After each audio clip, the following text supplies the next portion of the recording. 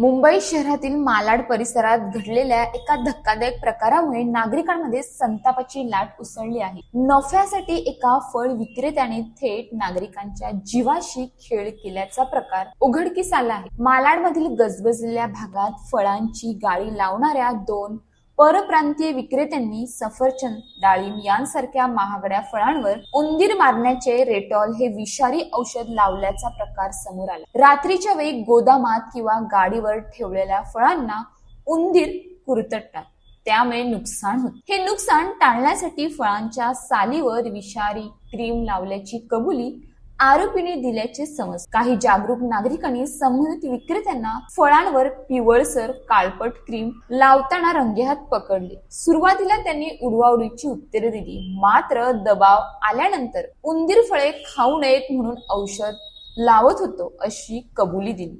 या घटनेचा video social मीडियावर मोठ्या प्रमाणात व्हायरल झाला। त्यानंतर मालाड पोलिसांनी तत्काळ कारवाई करत मनोज कुमार केसरवाणी आणि बिपिन केसरवाणी या दोघांना अटक केली। वरिष्ठ पोलीस निरीक्षक चव्हाण यांच्या मार्गदर्शनाखाली ही कारवाई करण्यात आली। आरोपींविरुद्ध भारतीय न्याय संहितेच्या विविध कलमान्वये गुन्हा दाखल करण्यात आला आहे।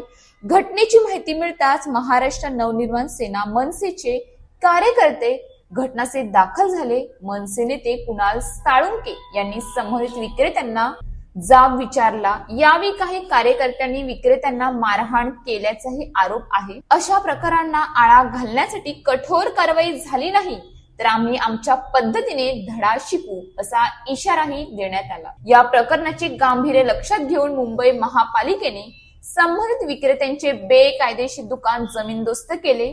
तसेच अन्न व औषध प्रशासन आणि फॉरेन्सिक पथकाने घटनास्थळी भेट देऊन फळांचे नमुने जप्त केले आहेत। परिसरातील इतर फेरीवाल्यांचीही तपासणी सुरू करण्यात आली आहे। तज्ञांच्या मते उंदीर मारण्याच्या विषारी औषधांच्या संपर्कात आलेली फळे खाल्ल्यास उलट्या, पोटदुखी, विषबाधा तसेच लिव्हर निकामी होण्यासारखे गंभीर परिणाम होऊ शकतात। त्यामुळे नागरिकांनी उघड्यावर विकल्या जाणाऱ्या फळांची खरेदी करताना अधिक सतर्क राहण्याचे आवाहन प्रशासनाने केले आहे। या घटनेमुळे मुंबईतील स्ट्रीट फूड आणि उघड्यावर विकल्या जाणाऱ्या अन्य पदार्थांच्या सुरक्षिततेवर प्रश्नचिन्ह निर्माण झाले असून दोषींवर कठोर कारवाईची मागणी नागरिकांकडून होत आहे। रात्री 9च्या सुमारास महाराष्ट्रातील एक दक्ष नागरिक कुणाल साळुंके यांनी आमच्याकडे तक्रार दिली।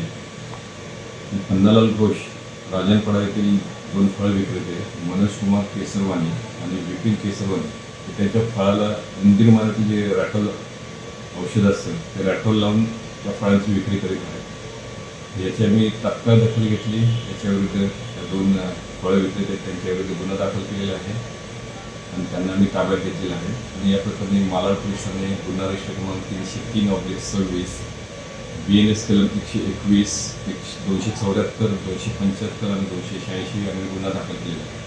अशाच ताज्या बातम्यांसाठी आमच्या न्यूज पोलीस रिपोर्टर चॅनलला लगेच सबस्क्राईब करा आणि बेल आयकॉन दाबायला विसरू नका।